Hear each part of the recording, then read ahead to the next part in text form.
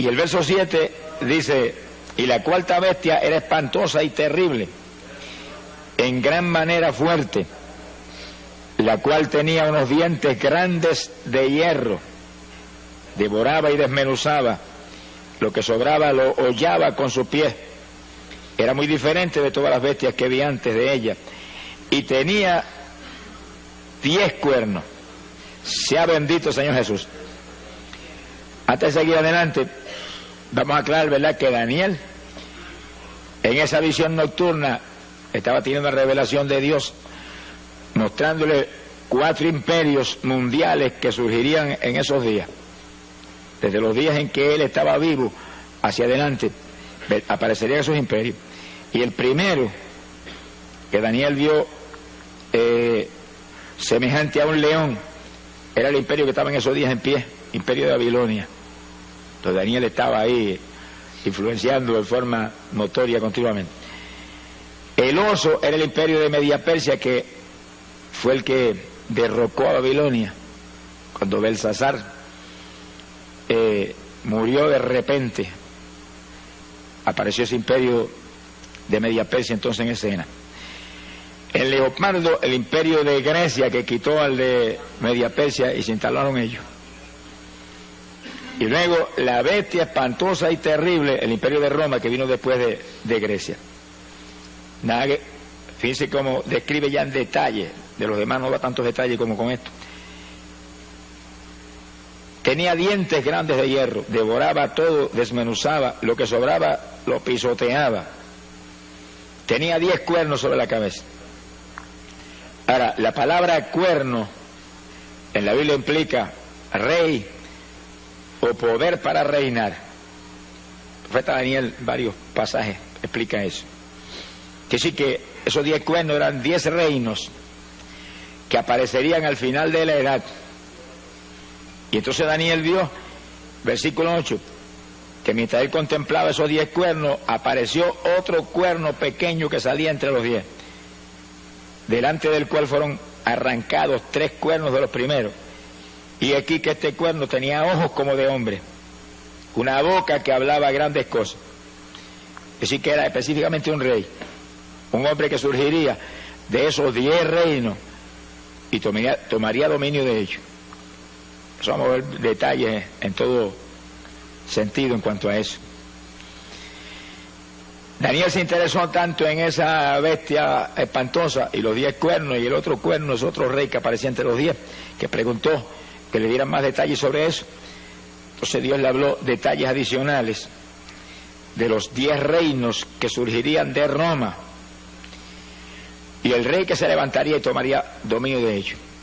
Eso sería para el fin del tiempo. Ahora, Apocalipsis 17, verso 12, nos habla de eso. Apocalipsis 17, versículos 12 y 13. La Biblia dice: los 10 cuernos que has visto son 10 reyes.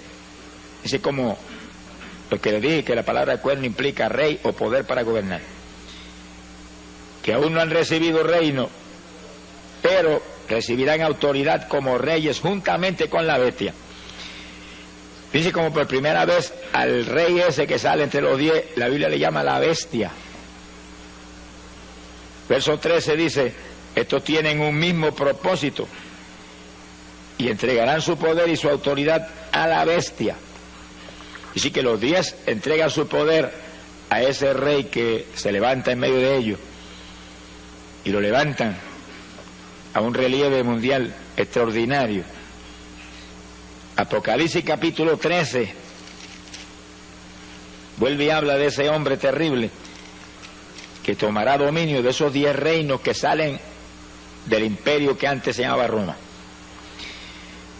Y Apocalipsis 13, verso 2, dice: el dragón le dio su poder y su trono y grande autoridad. Así que el diablo es el que está metido en el asunto y le pasa todo su poder a ese hombre. Y el verso 3, al final del versículo, dice: se maravilló toda la tierra en pos de la bestia. Y sí, que aunque él tiene 10 reinos ahí, que surgen de donde estaba antes Roma. No pierdan eso de la mente. Aunque ahí que está el epicentro de su gobierno, dice que toda la tierra se maravilló y se fue en pos de la bestia. Así que ahí caerán en el lazo todos los países, Estados Unidos, Rusia y países de todos lugares, la China, etcétera. Creerán en ese hombre y en una u otra forma le respaldarán. Versículo 5. También se le dio boca que hablaba grandes cosas y blasfemias. Así que el hombre es un enemigo de Dios. Blasfema el nombre de Dios, pero habla grandes cosas. Se le dio autoridad para actuar 42 meses. Y esos son 3 años y medio exactos, conforme al calendario profético de Dios. Por 3 años y medio tendrá autoridad para actuar en la forma violenta en que él va a actuar durante su reinado. Y el verso 7 dice algo inquietante. Se le permitió hacer guerra contra los santos y vencerlos. Y sus 42 meses son la gran tribulación en toda su plenitud. Es decir, que hay de los que se queden, alabado sea Dios. Es uno de los puntos que usan los que hablan que la iglesia pasará por la gran tribulación. Para decir que la iglesia pasa por la tribulación. Porque ahí dice que el anticristo peleará contra los santos y los vencerá. Pero está hablando de los que se quedan. No está hablando de los que se van. Sea bendito, Señor Jesús. De eso veremos detalles, ¿verdad? Bíblicos, después bien claros y precisos. Pero, anticipándonos a eso, ¿verdad? Hay de los que se queden porque hará guerra contra ellos y les será dado vencerlos. ¿En qué forma los vencerá? Apocalipsis 6, versículo 9. El apóstol San Juan lo vio en visión. Dice, vi bajo el altar las almas de los que habían sido muertos por causa de la palabra de Dios y por el testimonio que tenían. Es un pasaje de la gran tribulación en todo su apogeo. Clamaban a gran voz y decían, ¿hasta cuándo, Señor santo y verdadero, nos juzgas y vengas nuestra sangre en los habitantes de la tierra? Que sí que los vencerán, sencillamente serán martirizados. Mártires. Palabra dice luego en forma clara que van a ser degollados aquí abajo por causa del testimonio de Cristo que mantienen. Pero el que no mantenga el testimonio, ese será sellado con el número de la bestia. Que dice la Biblia, ahí mismo en Apocalipsis 13, verso 18, que su número es el 666. Sea bendito el nombre de Jesucristo. Es decir, que vienen eventos de una importancia tremenda para el pueblo de Dios. Terrible.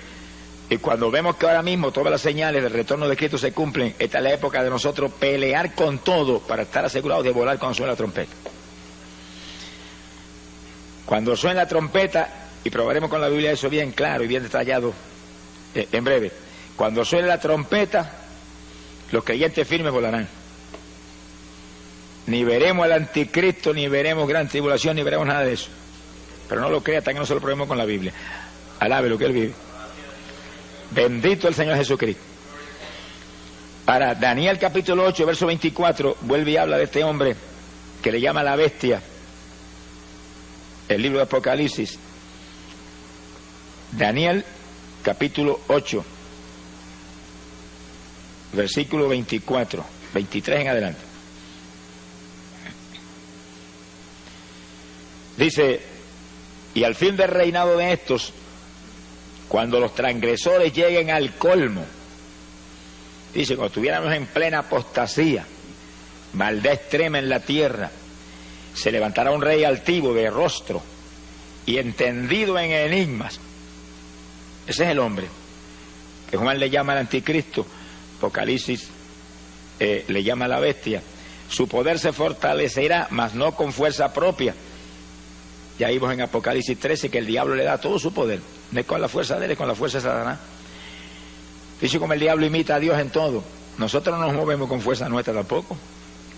Nos movemos con la fuerza del Espíritu Santo que está en nosotros, que Jesús nos ha dado. Y el anticristo tampoco se moverá con su fuerza, se moverá con la fuerza del diablo, que Que sí que es el diablo imitando lo que Dios hizo con Jesús, que le pasó todo el poder a Jesús. Ahora él viene y le pasa todo el poder a ese hombre. Bendito sea el Señor Jesús. Vamos a ver más de eso ya mismo. Su poder se fortalecerá, mas no con fuerza propia. El diablo le pasará su trono y todo su poder. Causará grandes ruinas, prosperará, destruirá a los fuertes y al pueblo de los santos. Ahí vuelve lo mismo otra vez. Desde Daniel está profetizado que hará guerra contra los creyentes que están aquí abajo en ese tiempo y los destruirá. Ahora está hablando físicamente y espiritualmente. Los que le acepten los destruye espiritualmente. Los que lo rechacen y mantengan el testimonio de Cristo los destruye físicamente. La persecución más terrible que jamás habrá visto contra el cristianismo vendrá ahora. Será una repetición de la Inquisición romana, pero en forma abierta y pública y trágica para los que se queden. Por eso que hay que dar una voz de alerta al pueblo y mostrarle cómo es que tenemos que estar preparados para irnos, para que escapemos de esto, más el galardón tremendo que recibirá los que se vaya con el Señor.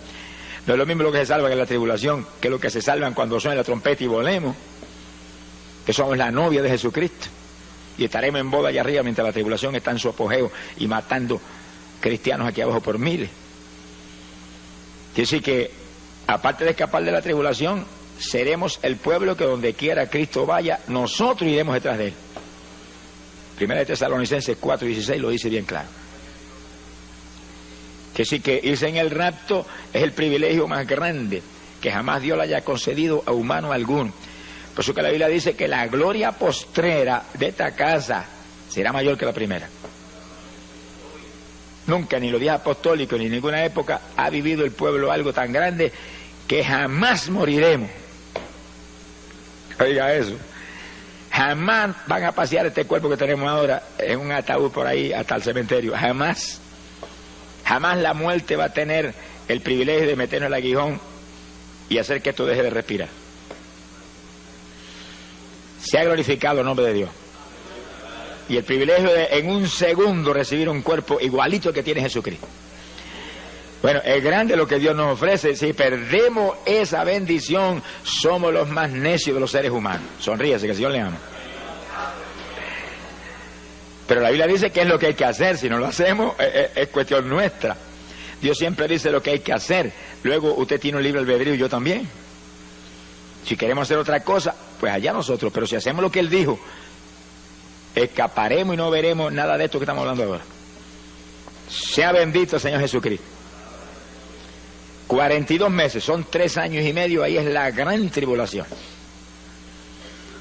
Cuando todo el poder de ese hombre satánico se va a desencadenar sobre la tierra. Y viene tercera guerra mundial en esos días. Y viene terremoto mundial en esos días.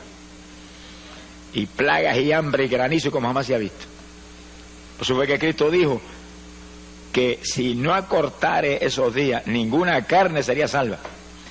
Esos días pondrán en peligro la vida de toda la población del mundo. Lluvia radioactiva que caerá. Ahora, el Señor va a intervenir a tiempo para que haya sobrevivientes. Y esos sobrevivientes se añadirán al reinado de Cristo que se establecerá. Pero con cuerpo como este, olvídese, aquí lo grande es la novia de Jesucristo.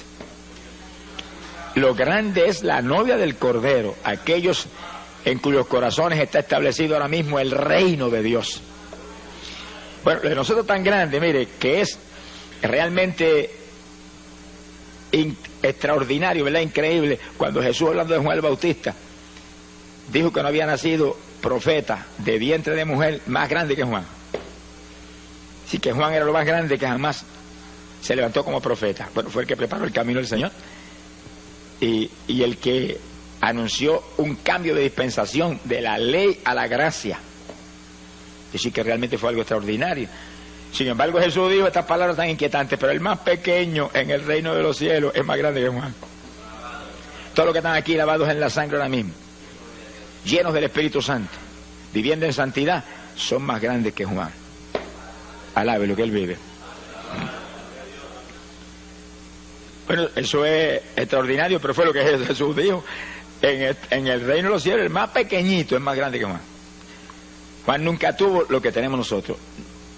Ser novia de Jesús, esposa de Jesús. Él era el amigo del Señor.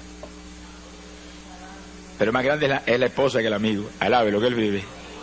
Porque la esposa es una sola carne con el esposo. Somos el cuerpo de Jesús. Somos un solo espíritu con Jesús. Somos el cuerpo de Jesucristo aquí abajo. Jamás nadie en el Antiguo Testamento tuvo ese privilegio. Nadie de la edad apostólica para acá es que tenemos esa maravilla. Y sin embargo, ¿cuántos se lo dejan robar del diablo? ¿Cuántos evangélicos usted ve que ahí andando ahí, arrastrándose ahí? En una vida cristiana superficial. ¿Cuántos que predicaban, ministraban, se fueron atrás? Están ahí hecho un escombro. Qué terrible. Cuando tenemos algo tan grande, ¿por qué luchar? Y usted ve la gente inconversa cómo se matan por conseguir una profesión encomiable, ser un gran profesor de universidad, o un gran arquitecto, o un doctor en medicina, y se revientan años estudiando y se amanecen por las noches. Y nosotros, ¿cuánto más debemos hacer nosotros por ser esposa de Jesús por la eternidad? Con un cuerpo igualito al de Él, igualitos a Él, seremos semejantes a Él cuando suene la trompeta. ¿Cuánto más debemos luchar? Sin embargo, tengo casos evangélicos hoy que si van a la iglesia el domingo por la mañana es mucho. Y otros que cuando se le antoja se ponen de pie y se van y sin acabarse el culto siguen andando. Ninguno de esos indisciplinados entrará, hermano. Sea bendito el Señor Jesucristo. Esto es un ejército. Y esto es un ejército en el cual tiene que haber disciplina mayor que ningún ejército de la tierra, porque este es el ejército de Jesucristo. Este es el ejército que va a acabar con la Tercera Guerra Mundial y va a establecer un reino de paz aquí abajo. Imagínense qué disciplina tiene que haber. Los disciplinados volaremos, alabe lo que Él le ama. Hay poder en Jesucristo. Ahora, cuando el anticristo tome esos 10 reinos, fíjense que esos 10 reinos salen del territorio donde estaba Roma, donde vio la bestia esa espantosa Daniel. De ahí sale esos 10 reinos, ahí se establecerán y ahí los tomará el anticristo. Y surgirá el 7º imperio mundial. Vamos a explicar eso bien claro. Daniel vio 4 imperios mundiales: Babilonia, Media Persia, Grecia y Roma, 4. Pero antes de esos 4 había habido 2: Egipto y Asiria. Egipto, donde estuvo José y el que después esclavizó a los hijos de Israel, y Asiria, el que se llevó cautivo a los hijos de Israel por su desobediencia, y Dios permitió que se los llevaran en cautiverio. Que sí que hasta Roma ha habido 6 imperios mundiales. Tiene que levantarse un 7º, porque en el 7 que Dios termina sus obras. El 7 es el número de plenitud. El 7 es el número donde Dios termina sus obras. Y ese 7º imperio mundial está a punto de establecerse. Y si estamos bien en los últimos días, y si Cristo está a punto de levantar su iglesia, eso tiene que estar prácticamente hecho ahora. Si no, ¿cuándo es que va a levantar el Señor su iglesia? Por eso que no hablamos con teoría, tenemos que hablar con pruebas bíblicas ahí, claras, precisas. ¿Qué territorio ahora mismo es el que ocupó Roma en aquellos días de los Césares y de su imperio terrible? Lo que hoy en día llamamos la Europa occidental es el territorio geográficamente hablando que ocupó Roma. Que sí que en la Europa occidental tiene que haber sucedido algo grandísimo, tremendo, increíble, que ha preparado el escenario para que el anticristo aparezca y tome los 10 reinos de que habla Daniel ahí y establezca ese 7º imperio mundial. Mundial, porque todo el mundo seguirá en pos de él. Directa o indirectamente todo el mundo apoyará al hombre, todas las naciones, y habrá unidad y habrá prosperidad, y con engaño prosperará todo. Y todo el mundo tendrá los ojos puestos en ese hombre.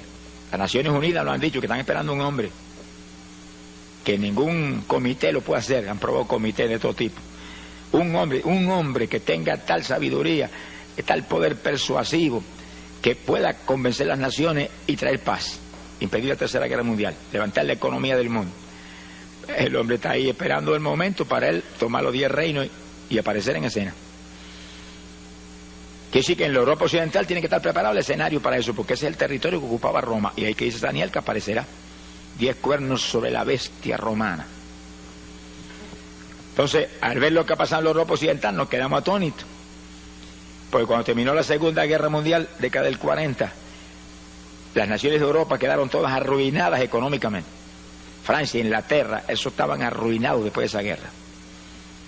Entonces, en el 1957, se unieron 6 de esos países de la Europa Occidental, 6. Y en un tratado que se llamó el Tratado de Roma, quedaron unidas las economías de los 6 países tratando de levantarse y superar la tragedia en que habían estado viviendo económicamente hablando. Y ahí se unieron Francia, Italia, Alemania Occidental, Holanda, Bélgica y Luxemburgo. 1957, y le llamaron el Tratado de Roma a esa unidad. Fíjese que lo que Daniel dice, que ese imperio surge de Roma. Pues le pusieron el nombre por si acaso alguna duda.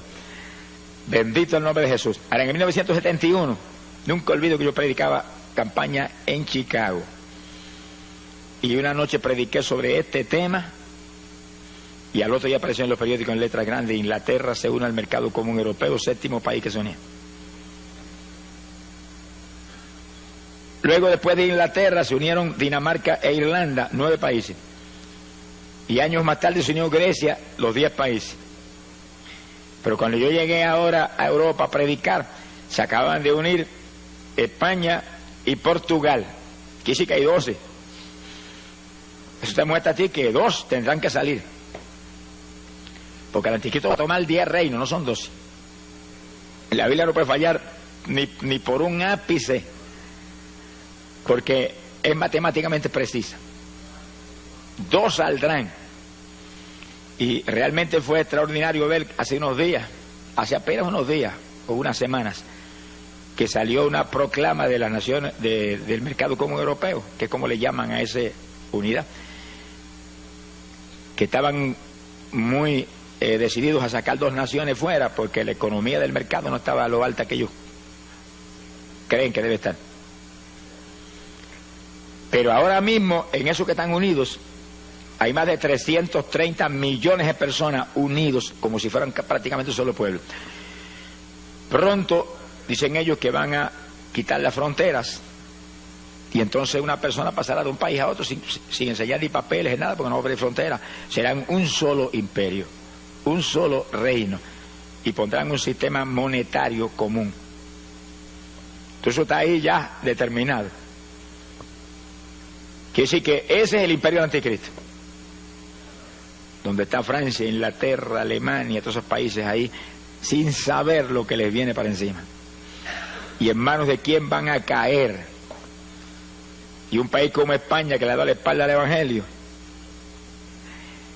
y que ahora mismo hay como 40 millones de personas, y no sé cuál sería el número preciso, ¿verdad? Pero no hay probablemente ni 100.000 creyentes en 40 millones de personas.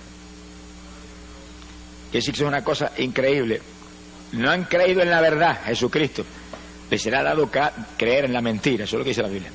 Cuando venga el anticristo, lo agarrarán como el Mesías que viene del diablo. Sea bendito el nombre de Jesús.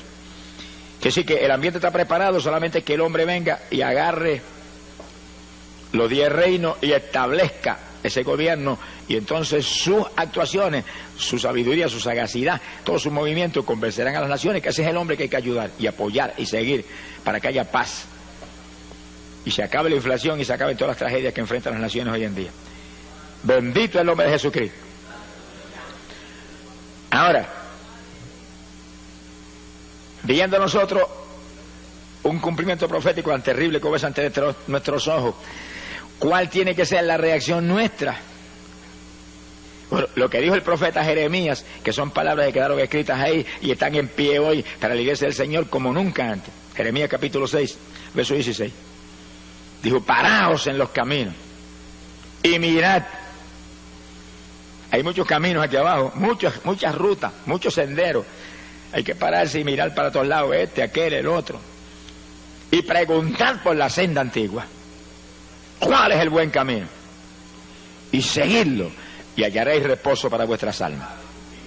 Que sí, que en la época de decidirse, toda la humanidad tiene que pararse, detenerse un momentito de todas sus inquietudes y sus preocupaciones terrenales y materiales y preguntar cuál es la senda antigua, cuál es el buen camino, cuál es el único camino. Y cuando le digan el único camino es Cristo Jesús, sígalo, alabado sea Dios.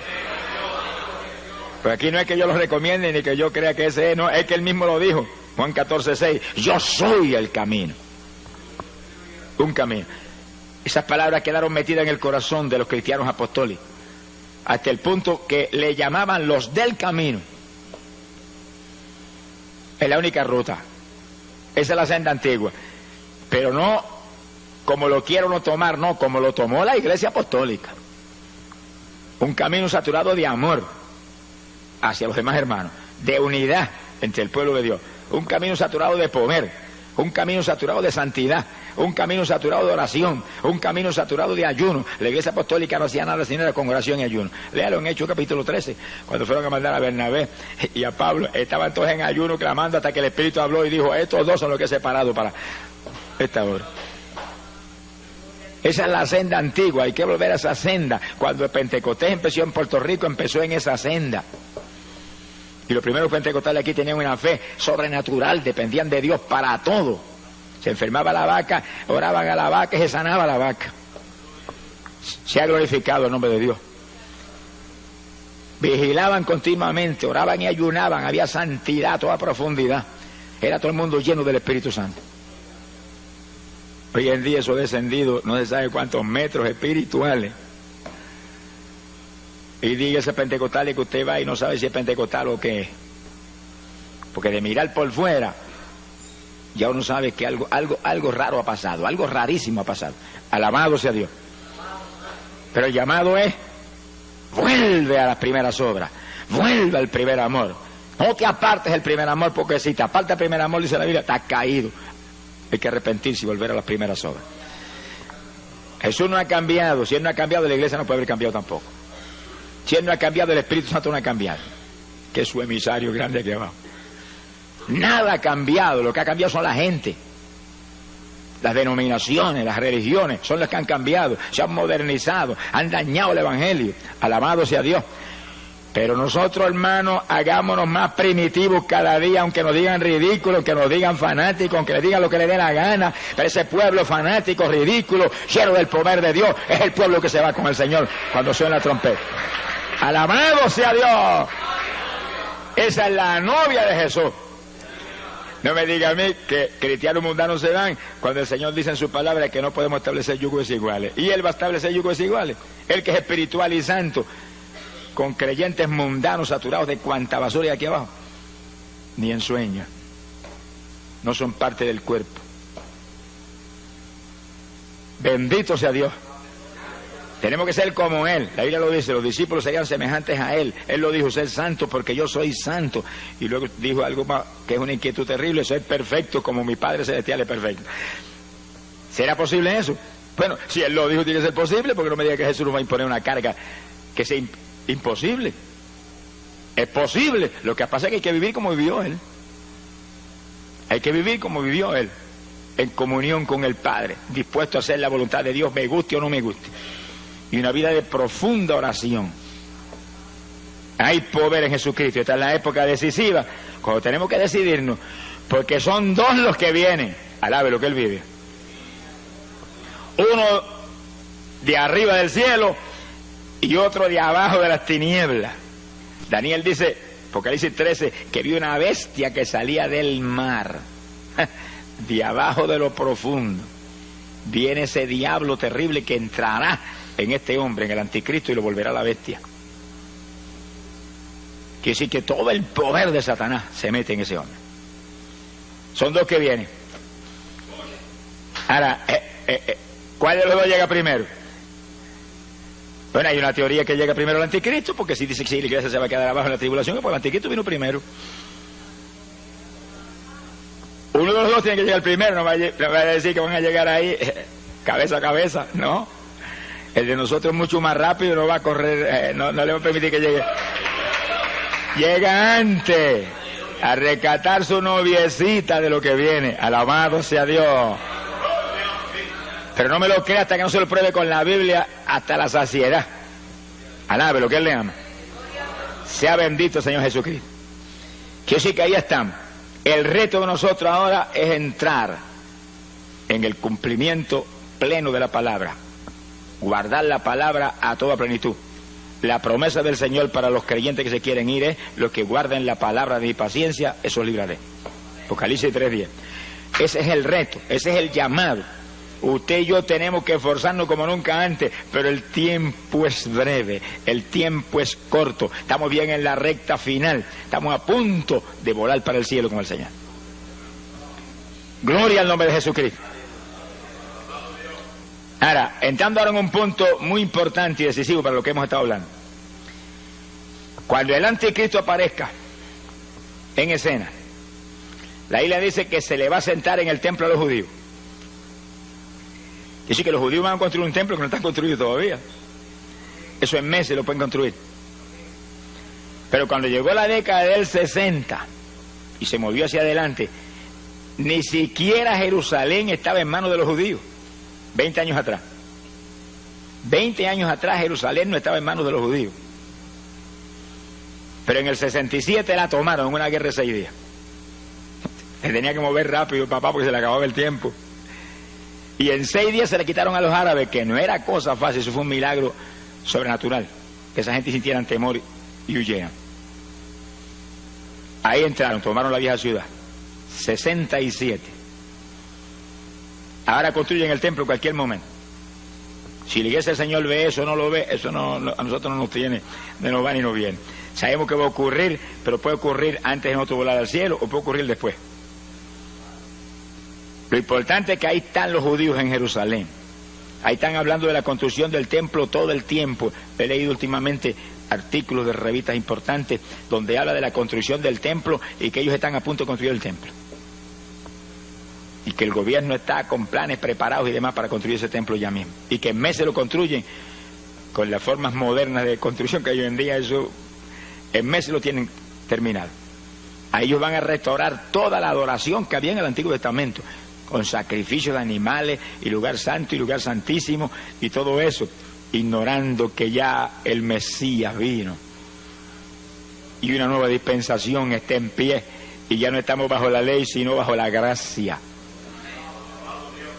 y que la ley se cumple ahora no en la gente carnal sino en los que andamos conforme al Espíritu. Pero ellos entrarán en ese asunto.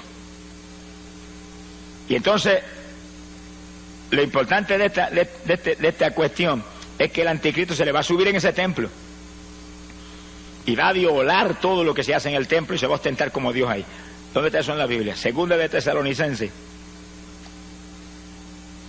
capítulo 2, verso 3 en adelante.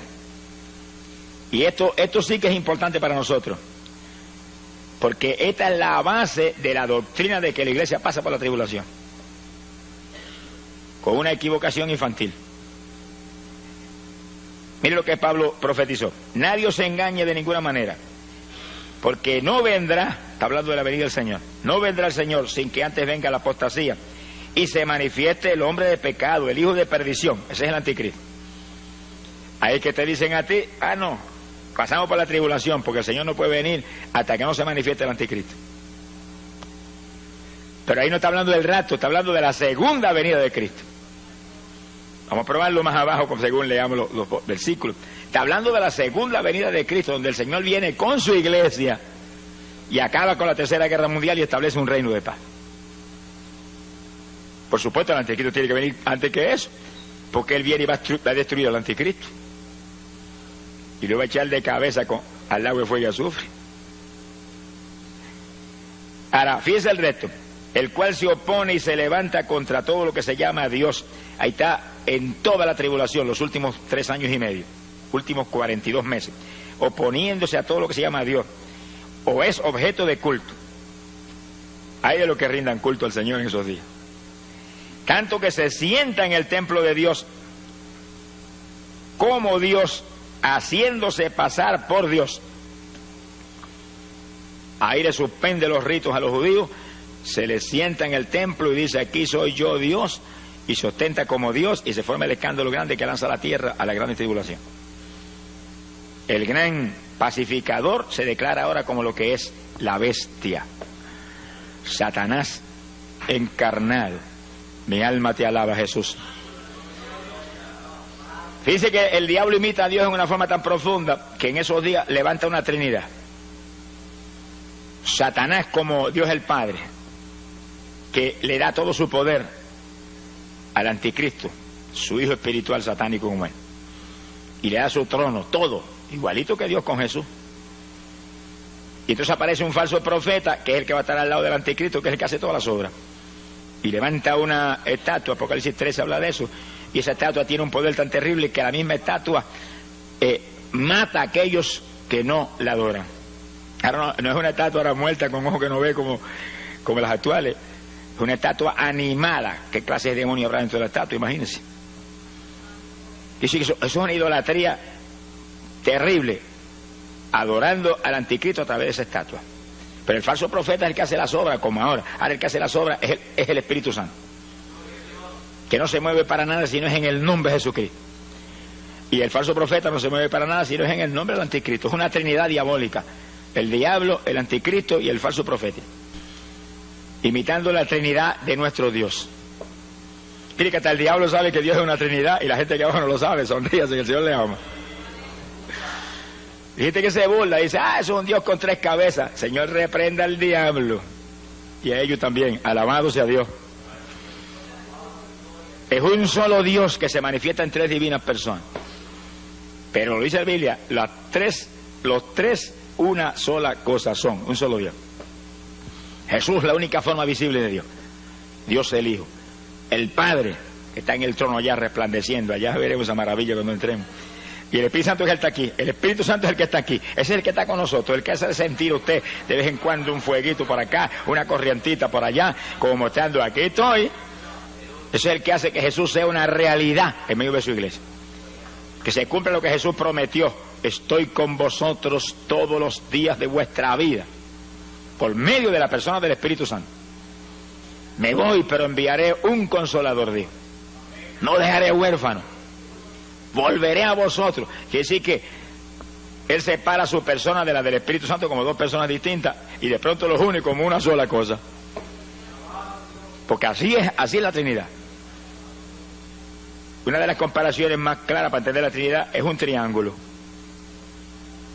Un triángulo es una sola figura, pero tiene 3 ángulos: ángulo A, ángulo B y ángulo C. Un ángulo está ahí, el otro acá, el otro acá. Son 3 ángulos distintos. El A es A, y el B es B, y el C es C, pero forman una sola figura. Esa es la Trinidad. 3 personas: Dios el Padre, Dios el Hijo, Dios el Espíritu Santo, pero un solo Dios. Sea bendito el nombre de Jesucristo. Y el diablo lo sabe. Muchas religiones no lo saben, pero el diablo lo sabe. Y como él imita todo, en todo imita a Dios, establece una Trinidad en esos días. Y él se pone ahí como Dios el Padre, y el anticristo como Dios el Hijo, y el falso profeta como Dios el Espíritu Santo. Sea bendito Señor Jesucristo. Se le sentará arriba en el trono, en el templo, a los judíos. Suspenderá los sacrificios y todos los ritos del Antiguo Testamento que se estarán practicando ahí. Acabará con todo eso. Ahora, ¿cómo el anticristo tiene, diría usted, tanta familiaridad con los judíos? ¿De dónde viene eso? Bueno, está profetizado desde Isaías 28, verso 15. Isaías 28, 15.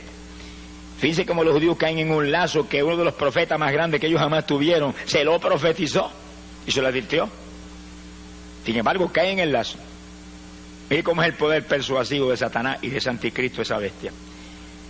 Isaías 28, verso 15. Por cuanto habéis dicho: pacto hemos hecho con la muerte, e hicimos convenio con el infierno. Cuando pase el turbión del azote, no llegará a nosotros. Se sienten seguros en ese pacto, como se sienten seguros todas las naciones con ese hombre. Porque hemos puesto nuestro refugio en la mentira y en la falsedad nos esconderemos. Hacen un pacto con el anticristo, que sí, que usted no se extrañe que el anticristo le va a ayudar a construir el templo, en el cual se sienten respaldados por ese hombre y bajo esa protección. Cuando Jesús vino lo rechazaron. Ahora viene el diablo y ya se lo aceptan. Se cumple la palabra que como se negaron a creer en la verdad, Dios permite que crean en la mentira. Que sí, que todavía le queda a los judíos parte del juicio que empezó hace casi 2000 años, le queda el cumplimiento final terrible en los días que vienen. Sea bendito el Señor Jesucristo. Quiere decir que ese pacto estará ahí en pie. Y en los primeros 3 años y medio de ese pacto, el anticristo cumplirá el pacto. Vamos a verlo en la Biblia. Vamos a verlo ahí clarito. Daniel capítulo 9, verso 27. Ahora lo pueden ver esto en forma bien matemáticamente precisa. Por otra semana, es una semana de años, 7 años. Vamos a verlo más luego en forma más clara.